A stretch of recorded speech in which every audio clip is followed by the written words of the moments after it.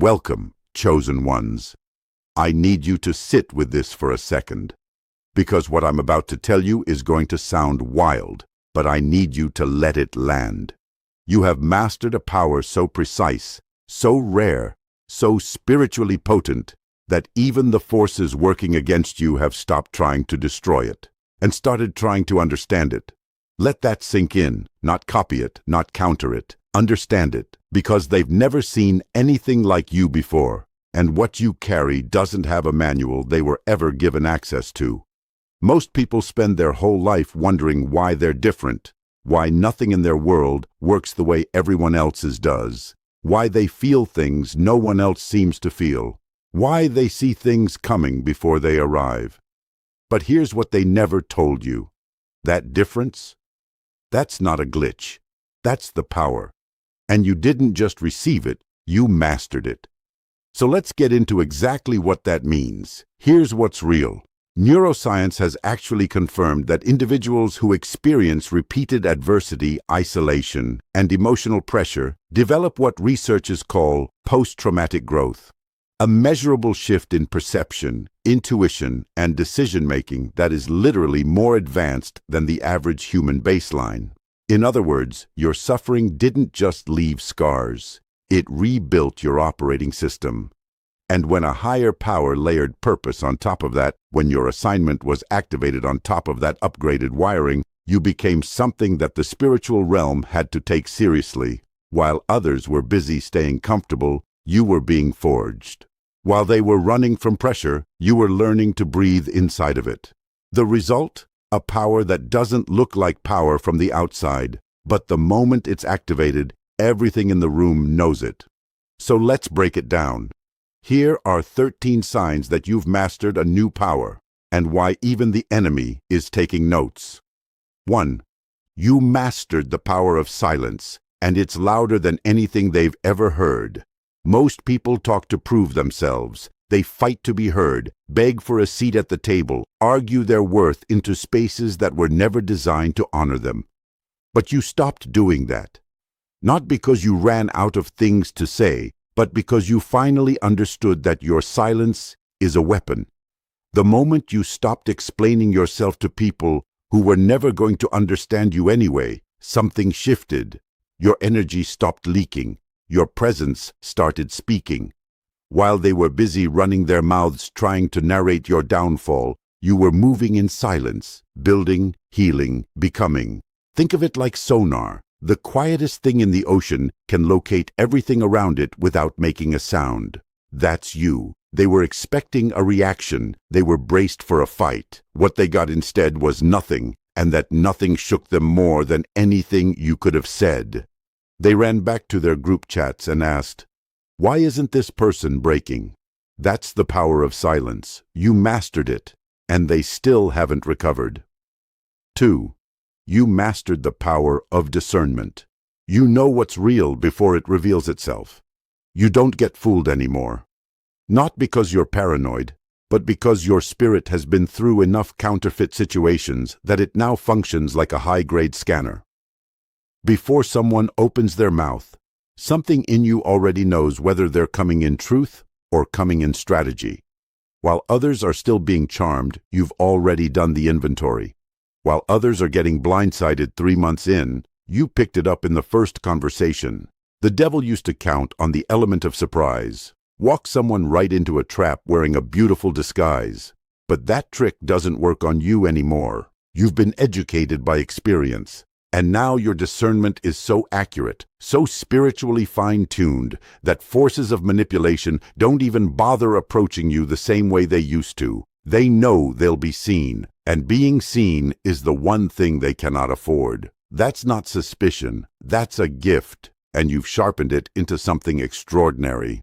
3. You mastered the power of emotional regulation, and it makes you untouchable in any storm. They tried everything to get a rise out of you. Drama, provocation, accusations, sudden silence, loud performances, and when none of it worked, when they watched you respond with calm where they expected chaos, they were genuinely unsettled, not mildly annoyed. Unsettled. Because emotional regulation at your level isn't just maturity, It's power. It's the ability to feel everything and still choose your response. Most people are controlled by their emotions like a puppet on a string. Pull the jealousy string and they explode. Pull the fear string and they freeze. But you feel it all and you still move with intention. It's like watching someone walk through a hurricane in slow motion. That's not luck. That's mastery. And the adversary's entire game plan requires your emotional reaction as the fuel. When you stopped supplying the fuel, the whole engine broke down. They're sitting somewhere right now asking, how is this person so grounded? They haven't figured out that groundedness isn't something you were given. It's something you built. Point by devastating point. 4. You mastered the power of solitude. You turned your loneliness into a laboratory. There were seasons where you were so alone, it hurt in ways that were hard to explain. The silence was deafening. The isolation felt like punishment. You watched other people gathered, laughing, connected, and you were on the outside of all of it wondering what was wrong with you. Nothing was wrong with you. You were in the lab. While they were out performing for audiences, you were in the quiet, studying yourself, confronting your shadows, building a relationship with the version of you that the noise had been drowning out. Solitude is where your new power was born. It's where the refinement happened. It's where you learned to sit with yourself without flinching. And when you came out of that season, and you did come out, you came out carrying something that people who've never been through that kind of isolation simply do not have. The devil doesn't have a strategy for someone who's already been through the fire alone and came out loving themselves more, not less, more. That threw everything off. 5. You mastered the power of forgiveness, not for them, but as a weapon for your own freedom. This one right here. Let me say it slowly. Forgiveness at your level is not weakness. It is the most advanced form of self-defense in the spiritual arsenal. Because what forgiveness does, real forgiveness, not performative forgiveness, not the kind you say with your teeth clenched, what it actually does is cut the cord. It severs the energetic connection between you and the person or situation that was still quietly draining you. And when you mastered that, when you learned to release without bitterness, to let go without pretending it didn't happen, you became spiritually mobile in a way that leaves most people standing still for years. Bitterness is a chain, and there are people you know who are still walking around chained to something that happened 5, 10, 15 years ago. That chain is invisible, but it is heavy, and it shows on their face, in their decisions, in the relationships they keep choosing. You cut yours. You didn't forget. You didn't minimize. You just refused to let it own you. And that decision gave you your power back. The enemy knows it. That's why they keep sending people back to try to reopen the wound. They need you in bitterness. You won't go back. 6. You mastered the power of boundaries. Not walls, but filters. Let me be clear about something. Walls keep everything out, including the good. But filters let the right things through and stop the wrong things cold. And that's exactly what you've mastered. You're not closed off. You're discerning. You love deeply, but you love with wisdom. You give generously, but you give with standards. You're present in relationships, but you're not available for manipulation, for guilt trips, for being someone's emotional punching bag. The moment you started operating with boundaries, the energy vampires in your life had a collective crisis. Because boundaries don't just protect you, they expose people. They reveal who was only there for what they could extract. And when the well stopped being free, half the people in your circle evaporated. That evaporation wasn't a loss. That was a purge. And everything that's left after a purge is clean, real, safe. You mastered this, and now the company you keep matches the calling you carry. 7. You mastered the power of vision. You can see the end before you've started. While they were stuck reacting to the present moment, you were already moving in the future tense. You've always had this, the ability to see where something is going long before it gets there. The relationship that everyone else thought was fine, you saw it ending from the beginning. The opportunity that everyone else dismissed? You knew it was significant before anyone co-signed it. The door that looked like a wall to everyone else. You saw the handle. This is prophetic vision. Not prediction in a mystical party trick sense, but a deep, God-given clarity about direction, purpose, and trajectory that keeps you several moves ahead of the chaos. Think of it like chess. Everyone else is reacting to the piece that just moved. You're looking at the board 5 moves out. That's not arrogance, that's assignment. And when the enemy tried to set traps in your path, and they did repeatedly, your vision kept exposing the setup before you walked into it. They had to keep changing the plan. You were always already past it. 8. You mastered the power of identity. You know who you are, and nothing can talk you out of it. This is the big one, because everything else, the silence, the discernment, the regulation, the vision, all of it stands on this foundation. You know who you are, not arrogantly, not aggressively, but with a settled, unshakable, bone-deep certainty about your worth, your calling, and your belonging, that no amount of rejection, betrayal, or belittling can erode. Most people's identity is still held hostage by other people's opinions. One bad review, and they crumble. One rejection, and they spiral. One person's disapproval, and they restructure their entire personality, trying to get the approval back. But you've been rejected by people who turned out to be the worst thing for you. You've been doubted by people who later watched you thrive in silence. You've been told you were too much by people who couldn't handle the full version of who you are, and none of it changed you at the core. They tried, it didn't work, and the reason it didn't work is because you've been rooted, quietly, privately, divinely, in a truth about yourself that runs deeper than any human opinion can reach. The devil's oldest trick is identity confusion. It didn't stick, and that's what has him baffled. 9. You mastered the power of patience. You don't rush what was designed to be slow. Patience at your level isn't passive. It's not sitting around waiting and hoping. It's an active, strategic, spiritually aware choice to trust the timing of something greater than your own impatience. And that is rare, because we live in a world that is obsessed with speed, overnight success, instant results, fast answers, and the pressure of that culture has caused so many people to rush into the wrong doors, accept the wrong things, settle for the wrong version of their calling just to have something now. But you've been through enough failed shortcuts to know what they actually cost. You've learned to wait, to sit in the discomfort of the not yet without abandoning the process. And in that waiting, that sacred, intentional, purposeful patience, you've been prepared in ways that people who rush their season simply aren't. The fruit on a vine that's rushed is bitter. The fruit that's allowed to ripen in its proper time. That's what people stop and stare at. That's you. You're in full bloom, not early. Right on time. 10. You mastered the power of prayer. You learned to communicate directly with the source. I'm not talking about the religious performance of prayer. I'm not talking about the ritual, the routine, the words spoken out of obligation. I'm talking about the real thing, the raw, unfiltered, honest, desperate, and trusting conversation with the one who made you.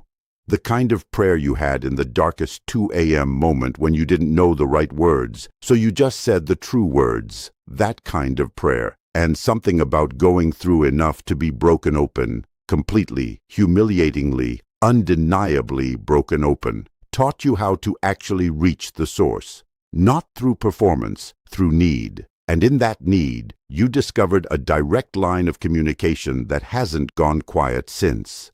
The adversary does not know what to do with a person who has direct access and knows how to use it. Every plan made against you has to pass through a God who hears you. Every attack formed in darkness runs into a covering you activated in the quiet. You prayed your way into a protection that no human strategy can penetrate.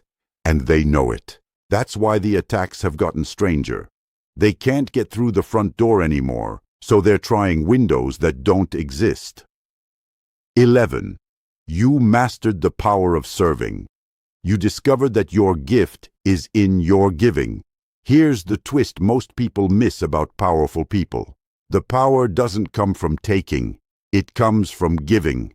And you figured this out, not because someone taught you, but because your nature kept pulling you toward the healing of others, even when you yourself were broken. You'd be in the middle of your own storm and somehow still find a way to be a lighthouse for someone else's ship. That's not a burden, that's anointing. Every time you used your pain as fuel to help someone else navigate theirs, you were increasing your own spiritual capacity. Every time you showed up with grace for someone who hadn't shown it to you, you were strengthening a muscle that most people never even develop. And now that muscle is dominant. The giving, the serving, the outpouring. It flows from you naturally, powerfully, without depletion, because you've learned that you're not the source. You're the channel.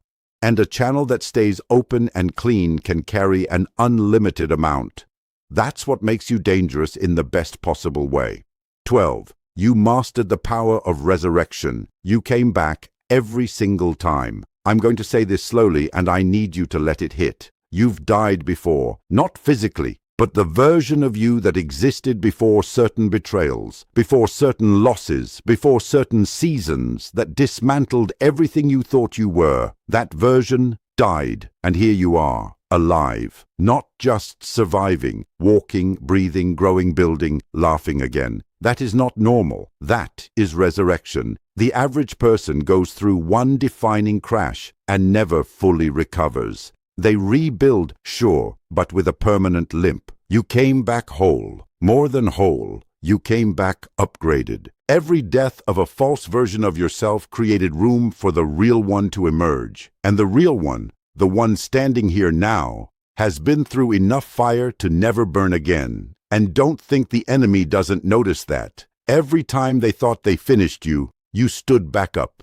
Not out of stubbornness, out of purpose. Because something that's marked by God cannot be permanently destroyed, only temporarily transformed.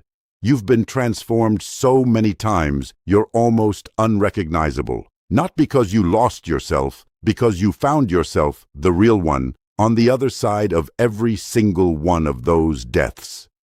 13.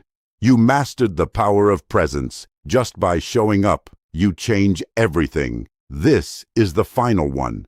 And it might be the most powerful of all. You don't have to say anything. You don't have to perform, explain, or prove. When you walk into a room, the right rooms, something shifts. The atmosphere adjusts. People who needed hope before you arrived somehow feel it after you do. Situations that were stuck somehow start moving. Conversations that were going in circles suddenly find their direction. This isn't personality. This isn't charisma.